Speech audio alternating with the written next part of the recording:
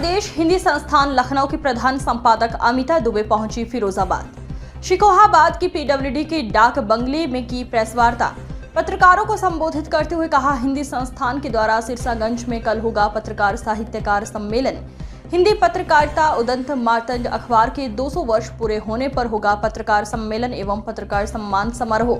सम्मेलन में हिंदी का किया जाएगा प्रचार प्रसार, हिंदी के नए साहित्यकारों को आगे लाया जाएगा। सोशल मीडिया को सराहा, कहा इससे लोगों को अच्छी जानकारी मिलती है। हमारे लिए गौरव का वो क्षण लाता है जब कलकत्ता से, आप जिसे हम कोलकाता कहते हैं, इस अखबार का प्रारंभ होता है। और इसके जो प्रारंभ करता है वो केवल एक संपादक नहीं होते, वो एक रचनाओं के लेखक भी होते हैं। वो घर घर जाकर दुकान दुकान, क्योंकि कलकत्ता में मारवाड़ियों का साम्राज्य था उस समय व्यापार के क्षेत्र में, तो वो दुकान दुकान जाकर उस अखबार को सुनाने का भी काम करते हैं। तो ऐसे समर्पित अखबार को निकालने वाले उद्दंड मार्तंड के संपादक जुगल किशोर जी की स्मृति को नमन करते हुए ये कार्यक्रम हमने यहाँ आयोजित किया है। मैं बताना चाहती हूँ कि 30 और 31 मई को हमने उद्दंड मार्तंड के प्रकाशन के 200 वर्ष पूर्ण होने पर कोलकाता में भी एक कार्यक्रम किया था भारतीय भाषा परिषद के साथ मिलकर। और ये कार्यक्रम हमने कोलकाता में इसलिए किया था क्योंकि 30 मई को वहाँ से पहली बार इस अखबार का शुभारंभ हुआ था, और इसलिए 30 मई को पत्रकारिता दिवस के रूप में मनाया जाता है। और 30 और 31 मई को हमने ये आयोजन वहाँ किया था। अब ये 12 और 13 अक्टूबर को इसी भावना के साथ हम सिरसागंज में ये कार्यक्रम करने जा रहे हैं। प्रदेश की साहित्यकारों की अब युवा कहाँ हैं आज के दौर का? देखिए, हमारे यहाँ हिंदी भवन, अगर कभी आपको अवसर मिले लखनऊ आने का तो अवश्य आइए।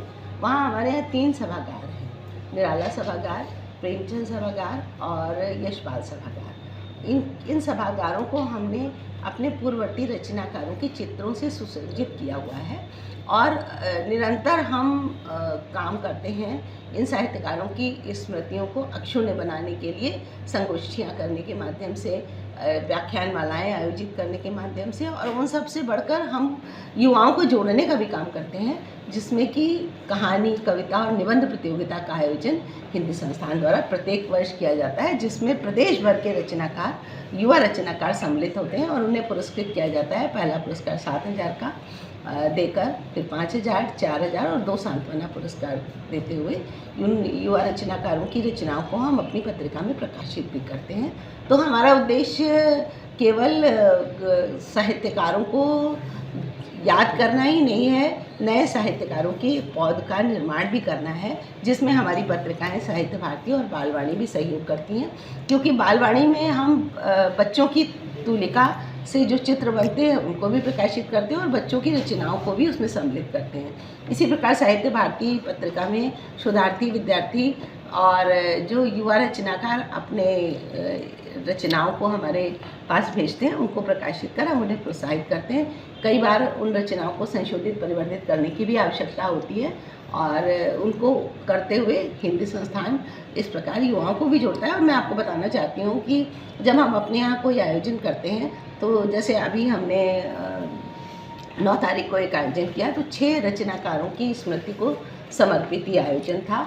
उसमें आचार्य रामचंद्र शुक्ल जी को याद किया, हम लोगों ने श्याम पांडे जी को याद किया और हम लोगों ने श्याम नारायण पांडे जी को याद किया, जिनकी जो करती है। इसलिए हिंदी एक संस्कृति है और हिंदी में सारी बातें उसमें सम्मिलित हो जाती हैं अन्य भारतीय भाषाओं की। मैम, सोशल मीडिया के ज़माने में अब युवा कैसे आगे आएगा साहित्यकार? पढ़ाई, क्योंकि उसको पढ़ने का वक्त नहीं है। देखिए, सोशल मीडिया, जैसे अभी मैं अक्सर से कहती हूँ कि जब हम किसी रास्ते पे चलते हैं तो हम नए माध्यमों को छोड़कर आगे नहीं बढ़ सकते, क्योंकि जब कोई भी भावना, अगर हम उस पर टिक के खड़े हो जाएंगे तो और आगे बढ़ते हुए लोग हमें छोड़ के आगे निकल जाएंगे। तो हमें जो परिवर्तन है उन परिवर्तनों को अपने अंदर समाहित करते हुए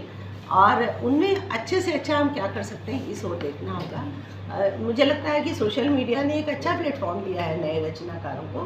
वे बस ये ज़रूर है कि थोड़ा उतावलापन आ गया है कि हमने 2 पंक्तियाँ लिखी और उसको हमने पोस्ट कर दिया और तुरंत ही उस पर अंगूठा और ताली आने लगी और हमने समझ लिया कि हम बहुत बड़े रचनाकार हो गए।